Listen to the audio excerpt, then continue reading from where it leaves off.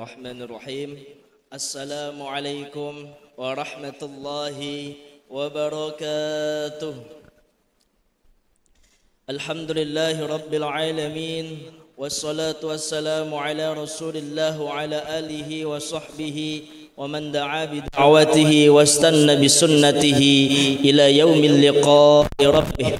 Ashhadu an la ilaha illallah wahdahu la syarika lah wa ashhadu anna sayyidana Muhammadan abduhu wa rasuluhu ad-da'i ila siratil mustaqim, amma ba'du.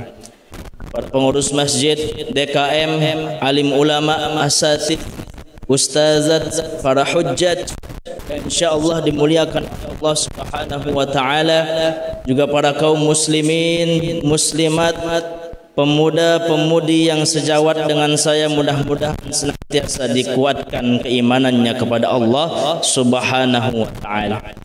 Pertama, mari kita bersyukur kehadirat Allah Subhanahu wa taala karena sampai hari ini kita masih diberikan kekuatan, baik itu jasmani maupun rohani, sehingga bisa datang ke masjid, ke rumah Allah ini untuk melaksanakan ibadah. Dalam hidup ini tentu banyak sekali masalah yang kita hadapi, banyak sekali cobaan, banyak sekali ujian yang diberikan oleh Allah Subhanahu wa taala. Akan tetapi kita mesti ingat janji Allah di dalam Al-Qur'an, yakni a'udzubillahi minasyaitonirrajim, fa inna ma'al usri yusra. Sesungguhnya di balik kesulitan tersebut akan ada kemudahan. Juga janji Allah, la yukallifullahu nafsan illa wus'aha. Allah tidak memberikan beban, tidak memberikan suatu masalah kepada hamba kecuali ia sanggup untuk melewatinya.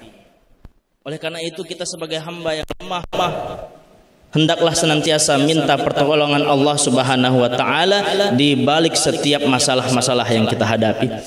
Kedua, salawat dan salam semoga selalu tercurah kepada baginda Muhammad sallallahu alaihi wasallam. Allahumma salli ala sayyidina Muhammad wa ala ali sayyidina Muhammad. Di dalam Maulid Ad-Diba itu disebutkan di bait yang pertama, wa kana sallallahu alaihi wasallam ahsanan nasi khalqan wa khuluqan. Adapun Nabi sallallahu alaihi wasallam itu adalah sebaik-baik ciptaan Allah dan manusia yang memiliki akhlak yang paling mulia di muka bumi ini. Oleh karena itu mari kita contoh akhlak-akhlak beliau, kita laksanakan sunnah-sunnah beliau, kita pelajari hadis-hadis beliau. Apa itu perbedaan hadis dan sunnah? Itu sama saja. Tetapi ada ulama yang membedakannya. Adapun sunnah itu dari mulai Nabi lahir sampai dengan wafatnya, dan adapun hadis itu dimulai dari diutusnya Nabi sampai dengan wafatnya Nabi. Kita sebagai makhluk yang lemah tentu tidak mampu melaksanakan seluruh sunnahnya, tetapi kita mulai dari sunnah-sunnah yang ringan dulu, dengan rajin berzikir, rajin beristighfar, membaca Al-Quran dan sebagainya. Di bulan suci Ramadan ini, bulan mulia ini, bulan yang diturunkannya Al-Quran ini, hendaklah kita untuk rajin senantiasa membaca Al-Quran. Di Indonesia ini ada beberapa data yang mengatakan, yakni 50% kaum muslimin belum lancar baca Al-Quran. Ada yang mengatakan 63%, ada yang mengatakan 65%. Ini na'udzubillah. Oleh karena itu inilah bulan Ramadan ini kita jadikan sebagai momentum untuk memperbaiki tahsin Al-Quran kita. Saya pribadi mohon maaf Bapak Ibu, itu pernah lulus tahsin ketika belajar di pesantren di Bangko ini. Kemudian saya berangkat ke Bogor, belajar lagi dengan seorang syekh yang memiliki sanad qiraat asyrah, salah satu yang tertinggi di Indonesia. Padahal saya sudah lulus di Bangko tahsin, saya belajar lagi dengan syekh 1,5 bulan baru lulus tahsin. Begitu sulitnya untuk menggapai tingkatan membaca Al-Quran yang lancar. Oleh karena itu kita sebagai umat muslim hendaklah senantiasa selalu memperbaiki tahsin Quran kita. Sebab Nabi bersabda, man qara'al Qur'ana fahuwa yatata'ata'a falahu ajran wa man qara'al Qur'ana wa huwa mahirun bihi ma'as safaratil kiramim bararah, yang artinya barang siapa yang membaca Al-Quran tetapi ia terbata-bata, maka baginya 2 pahala. Dan barang siapa yang membaca Al-Quran dan dia sudah mahir, maka ia akan bersama malaikat yang mulia di akhirat nanti. Dengan catatan, dengan syarat terbata-bata dalam hadis ini adalah orang yang senantiasa mau belajar, mau memperbaiki tahsinnya, mau memperbaiki cara membaca Al-Qur'annya. Terkadang ada orang sudah, mungkin dia rajin baca Quran, tapi tidak mau belajar, gengsi, tidak mau datang ke kiai, tidak mau datang ke guru, tidak mau datang ke ustadz. Akhirnya bacaan Al-Qur'annya begitu-begitu saja setiap tahun. Oleh karena itu, marilah kita tingkatkan dengan belajar kepada para asatidz, belajar kepada para kiai dan para ulama untuk senantiasa meningkatkan kualitas tahsin Al-Quran kita, terutama di bulan suci Ramadan ini. Saya ada cerita sedikit Bapak Ibu. Waktu di Bandung saya pernah membimbing tahsin ibu-ibu pengajian itu setiap hari Kamis sore. Ada satu ibu-ibu ini saya perhatikan, walaupun tahsinnya terbata-bata, tahsinnya boleh dibilang sangat sulit sekali untuk melafalkan huruf bo misalkan, melafalkan huruf shin misalkan, tetapi ia terus berusaha untuk belajar dan akhirnya ia wafat beberapa bulan kemarin dalam keadaan sedang membaca Al-Quran di dalam masjid.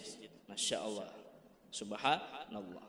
Siapa yang tidak ingin meninggal, tidak ingin wafat dalam keadaan sedang membaca Al-Quran? Tentu kita semua menginginkan hal tersebut. Oleh karena itu, bagaimana caranya? Kita senantiasa mendekatkan diri di bulan Ramadan ini dengan cara membaca Al-Quran, berzikir kepada Allah Subhanahu wa Ta'ala, karena sebaik-baik zikir adalah membaca Al-Quran.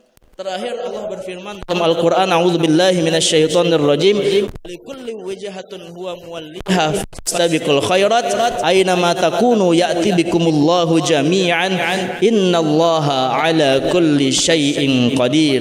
Yang artinya setiap umat itu ada kiblat yang dia mengarah kepadanya, dan hendaklah kalian berlomba-lomba dalam kebaikan dimanapun kamu berada. Kalian berada, Allah akan mengumpulkan kamu, sebab sesungguhnya Allah Maha Kuasa atas segala sesuatu.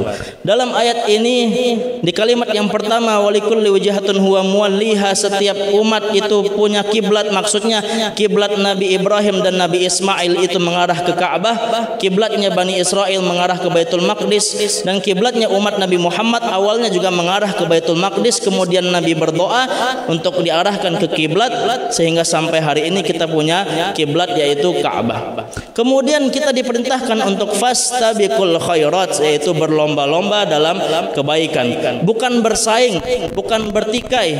Kita juga tidak disuruh untuk saling memerangi antar umat muslim, tetapi kita disuruh untuk berlomba-lomba dalam kebaikan. Maksudnya apa? Dalam ketaatan kepada Allah Subhanahu wa Ta'ala, melaksanakan sholat dan sebagainya, dan bermuamalah kepada sesama manusia, berhubungan baik dengan tetangga, berhubungan baik dengan tamu-tamu kita yang datang ke rumah, dan berhubungan baik dengan orang-orang di lingkungan sekitar kita, RT, RW maupun desa. Dan Allah itu sungguh maha kuasa atas segala sesuatu di muka bumi ini. Itu saja mungkin yang dapat kami sampaikan. Jikalau ada kekurangan dan kesalahan, mohon maaf yang sebesar-besarnya. Terima kasih atas segala perhatian. Wallahul muwafiq ila aqwamit thoriq. Assalamualaikum warahmatullahi wabarakatuh.